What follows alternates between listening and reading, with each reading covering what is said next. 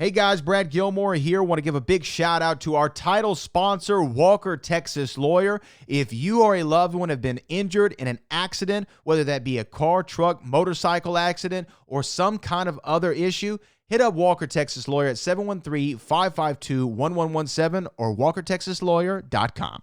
Oh, Brad, what have you done now? Broadcasting live from Houston, Texas, and around the world. TV host, best-selling author, and radio personality Brad Gilmore brings you a collection of conversations with stars from movies. Matthew McConaughey. Brad Gilmore. Mark Wahlberg. Hey, how are you?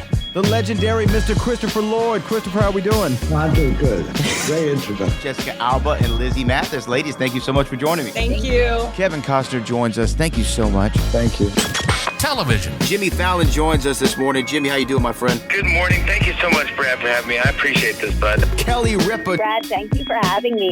Comedy. Jay Leno joins us. Jay, how you doing? Hey, Brad, what's going on? Chris Tucker is in the building. Chris Tucker, good morning to you. Hey, Brad, and good morning to you. How are you? George Lopez joins us right now. George, how are you doing, sir? Good morning. Music. Lola Monroe. Thank you. Thank you for having me. The legendary frontman of AC/DC, Brian Johnson, joins us right now. Brian, how you doing? Good morning, Brad. What looking to talk, give me funny, lad. Megan Trainor. Thank you so much, Brad. You're awesome. Chloe Bailey joins us. I appreciate the time. Appreciate you. And more. This is The Collection. Now your host, The Boat. Brad Gilmore!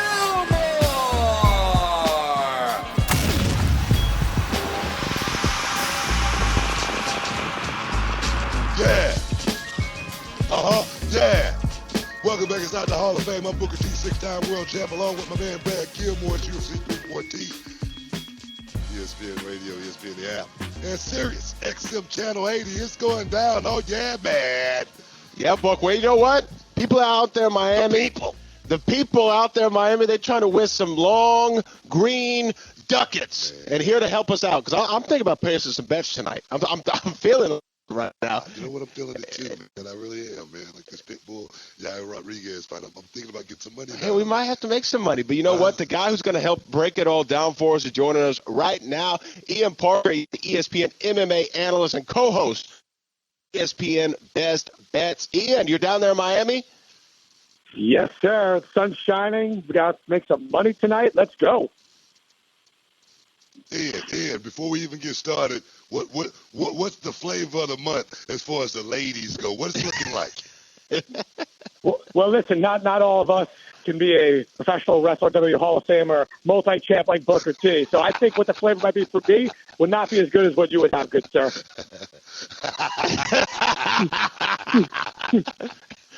In other words, vanilla. You know what I mean? Just regular, plain old vanilla. For you know, I'm just talk to us about this card, guy, you know?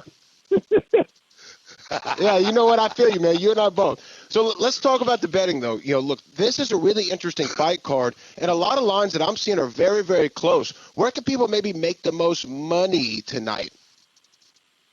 Well, look, you know, when it comes to betting the sport, you don't always have to go with the most popular fight. And when you get not the most popular fight, sometimes you get better odds. And the other ways that I've been finding to get more manageable lines is by adding some rounds and overs to the actual fighter. So, like, for example, Sean Woodson against Dan Ige should be a great fight. I like Sean Woodson in that fight. That's one of my bigger plays. But if you want to get that number down from, he's now minus 210, which is crazy, down to like a minus 130, take Sean Woodson to win an over 1.5 rounds. Now you're spending very little juice. You can get your fighter that you want, and more than likely he will win that fight by decision. You know, I like that concept. I like that analogy right there. But there again, you know, I told some people, you know, before you came on that they had a chance to win some money. So they want to hear about, you know, Volkanovski and Lopez. You know what I mean? They want to hear about, you know, Michael Chandler and Patty Pimblett. They want to hear about the big fights and where they can make the most money. Oh, don't you worry. We're just starting off on the prelims. We got to build our way up, Booker. All right. So if you want to go to the main event, I think the value is two ways. One, either take under 4.5 rounds. I don't think this is going all 5 between Lopez's gas tank and his finishing ability. Look, I love Alexander Volkanovski. He is one of the goats of the sport. but he's coming off back-to-back knockout losses. Not just getting rocked, but getting sent to the shadow realm. And he's not getting any younger. He's fighting this kid in Lopez who's explosive, huge for the division, big power. And what people don't even realize, he's one of the best jiu-jitsu guys on planet Earth. He just hasn't had to use it because he's putting people to sleep. The fact that we're getting plus money on him, I'm on Diego Lopez to hear and new by the end of the night. Man, you know what? The shadow realm, book. I didn't see it. I didn't see it that way. I mean, I try to look at fights a little bit differently, constructively from a perspective, and I look at that run, that Volkanovski went on, for so long, and the fighters that he, had to fight, for so long. It was time for him to take a break, and now coming back, man, this could be his moment against Diego Lopez, a guy who hasn't really had but 5 real fights inside the UFC, and those 5 fights was nowhere near the caliber of guys that Volkanovski had to fight. What's your analogy from that perspective? Well, if I was sitting next to you purely out of fear, I wouldn't argue with you. But being that I'm far away, I could disagree respectfully. So, right, when it comes to Alexander Volkanovski, you're right. He went on an incredible run. But when it comes to the sport of MMA, father time always wins. It just doesn't happen the other way. And regardless of the time he took off, you can't rebuild back up your chin. He's not getting younger. He's fighting up-and-coming guys that are just explosive and powerful. And to your point, yes, Diego Lopez has not fought essentially the level of competition maybe that Volk has fought. But that's kind of how it works when you're building your way up compared to with Volk being on such a great title run. This doesn't discount what Volkanovski has done. It just might be that the best version of Alex that we've seen, I don't think it possibly exists anymore. And this is where the torch just may get passed. Okay, so let me ask you, then why do you feel, is it just because of his name value that Volk is getting the better odds as far as he's the favorite in this fight? Is it just because what his legacy is behind him and not so much what's ahead of him? Well, yeah, I think the reason why Booker likes Volkanovski is why the money came in on him as the favorite, because of level of competition, because he was the champ, and Diego, not as popular as a name to the general MMA fan. Right? So when that happens sometimes in this sport, look, the MMA betting world has not caught up to the other sports yet where you know how these things happen. Like, for example, in the PFL last night, there was a minus 1,100 who was dominated. You just assumed he was a favorite because of what team he trained with, right? In MMA, the odds makers still haven't figured it out. So this is why we take advantage sometimes. And like years ago, when Max Holloway fought Brian Ortega, that was the biggest bet I ever made in my life. Max Holloway was only a minus 120. He should have been a minus 1,000 in that fight. Sometimes when guys are on runs, momentum, title runs, popularity in the sport against guys that people don't really know, that's why the odds sometimes play out that way. Well, when you talk about popularity, you got to talk about Paddy Pimblett. Paddy Pimblett's been a name on a lot of people's mouths as of late. He's looked pretty good in his last few fights, especially that Bobby Green fight. He's walking in here with a lot of money coming towards him. Michael Chandler maybe being overlooked. How do you see this one laying out? My Lord, was that a perfect segue? Well done right there. You know what? You're absolutely right. Look, Paddy the Baddy is a lot of fun. He's a very skilled fighter. He's tough. He's got very underrated jiu-jitsu. But you know what? I think Michael Chandler is being very much overlooked. I was just talking to Dustin Poirier about it a few minutes ago, someone who's fought him.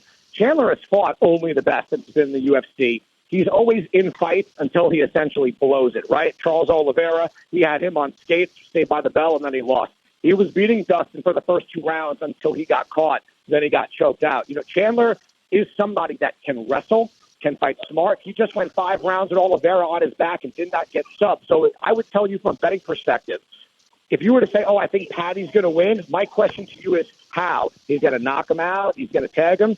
Chandler hasn't been knocked out. So for me, I think Michael Chandler's explosiveness, I think if he fights even somewhat smart, I know that's a reach for Chandler because when he gets in there, his brain turns to mush and he just goes for it. But if he could just be a little smart here, explode at the right times, wrestle at the right times, and keep himself out of really, let's just call it lower IQ positions, I think Chandler as the underdog has a ton of value. Man, I don't want to go against our guest analyst here. I mean, because he knows what he's doing. He's been doing this for a while. But I look at Paddy Pimblett as a guy that his report card is still out. I don't think we've actually seen the best of Paddy Pimblett. Paddy Pimblett has done nothing in the UFC to this point. but rise to the occasion every time they put him in there. And I think Michael Chandler there again, a guy that's, had over, a decade in Bellator, all those wars, all those fights, all those, times, trying to prepare to get up for those fights. I really think his time has come up. Brad and I, we always talk about that number here inside the Hall of Fame. 40 is that number. Michael Chandler's 38 years old. I feel like he has become the gatekeeper in the UFC, and I feel like if this fight right here tonight, if he doesn't get past this night and get past it in grand fashion, we could see the last. He could be leaving his gloves inside the octagon tonight. Agreed? Disagree with me on that? So everything you said, I agree with, except the retirement thing, because if Chandler does lose, there's always the opportunity for a rematch with Mauricio Pitbull, who he fought in Bellator, and they have a little bit of that bad blood, although they hugged it out and yada, yada. There's always a marketable fight there if both guys lose.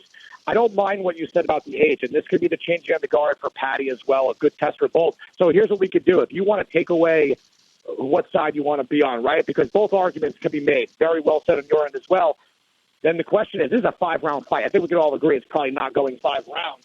I kind of don't mind this fight going over 1.5 rounds. I think both guys get through that initial onslaught. So that's another play that I do like. Over 1.5, I believe, is sitting at minus 180. So if you don't like the value in Chandler and you don't think Patty's price is correct, play over 1.5. I think when the finish happens, it happens in rounds 2 or 3. That's why he's the co-host of ESPN Best Bets. He is our ESPN MMA analyst, the one and only Ian Parker. Ian, we really appreciate you joining us, brother. Hey, anytime, Booker. Big fan, long time. It's an absolute honor. I appreciate you guys. Oh, thank you, man. Awesome, man. Love Ian, man. I tell you, man. Great insight. I think he was spot on. I think he was right on the money. It's UFC 314. It's going to be some major fights tonight, and hopefully you can win some money at the same time, man. You listen to ESPN Radio, ESPN, the app, at Sirius XM Channel 80. Hey, it's Michelle Smallman, and coming up Monday, I'll tell you how shocked I would be if both the Celtics and the Thunder don't make the NBA Finals. It's on Sportsman, 6 a.m. Eastern, right here on ESPN Radio, ESPN 2, and ESPNU.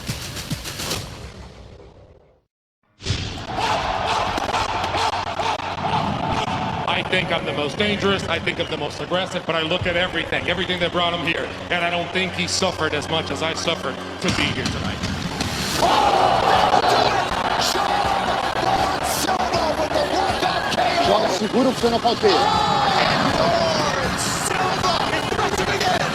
This is Hall of Fame with Booker T and Brad on ESPN Radio.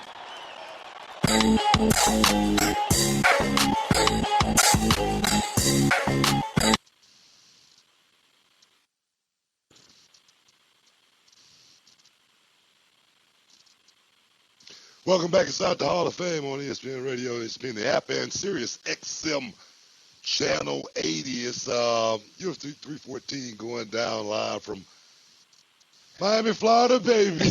You had to take a second before you said it because you were picturing the visuals still down there in Miami. Oh, man, the visuals, man. I wish I was there, man. Every time we come back, I got to say that. But I really do.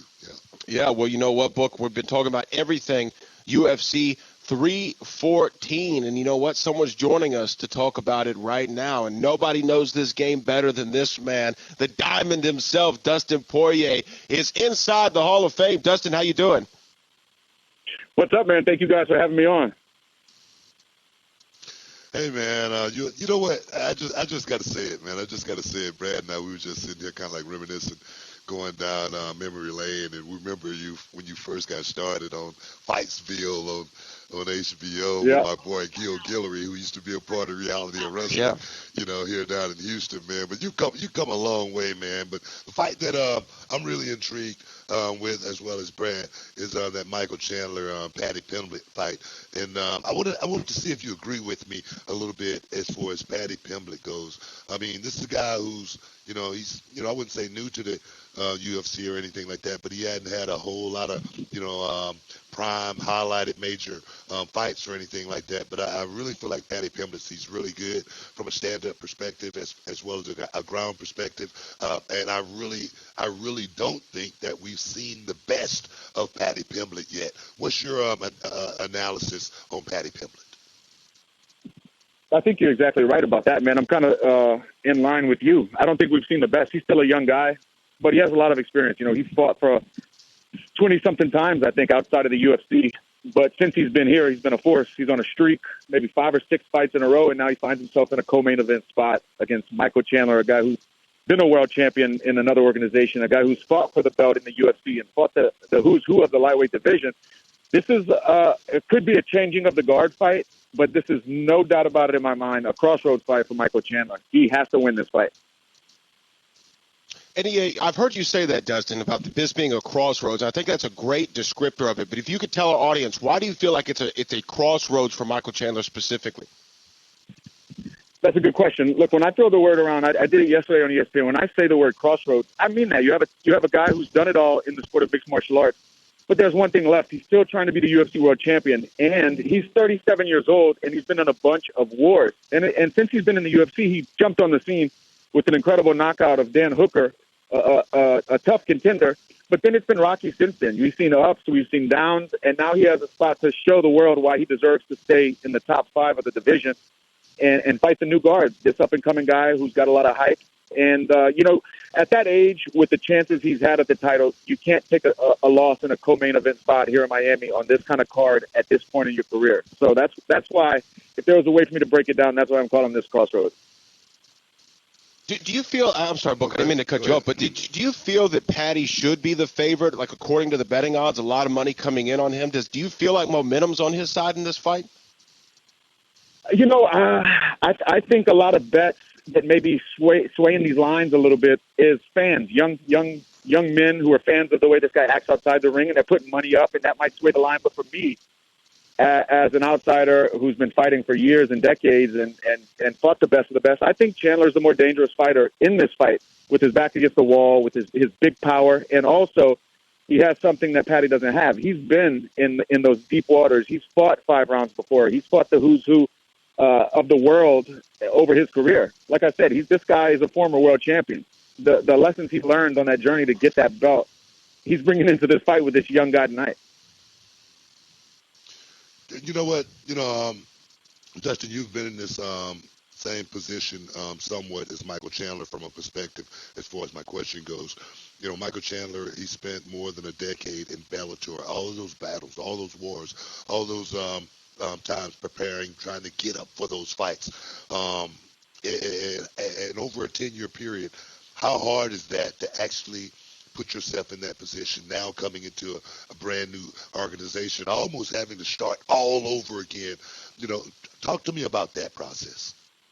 Kudos to him for doing the things he's done, and then jumping into the biggest mixed martial arts organization in the world and immediately calling out and trying to fight the top guys, throwing himself into the fire. That's what a champion does. So respect for that. And it's one thing to get there like he did at Bellator, and it's another thing to stay there and to get there again in a different organization with a whole different roster. So, dude, as a fight fan, I appreciate what he's trying to do. But listen, I know personally what it takes from the grit side, the dedication side, and the self-belief side, because the same building he's fighting in tonight, a year ago in March, last year in March, I fought an up-and-comer who was on a win streak, similar to Paddy Pimblett. I think he was 5 fights or 6 fights in a row he won. I was the older guy. He was the newer guy. I had already been in title fights and failed. He was on the rise, and I had to show why I belonged at the top of the division. So when I answer this question, I know it from a first-hand perspective. That's why I have respect for what he's doing.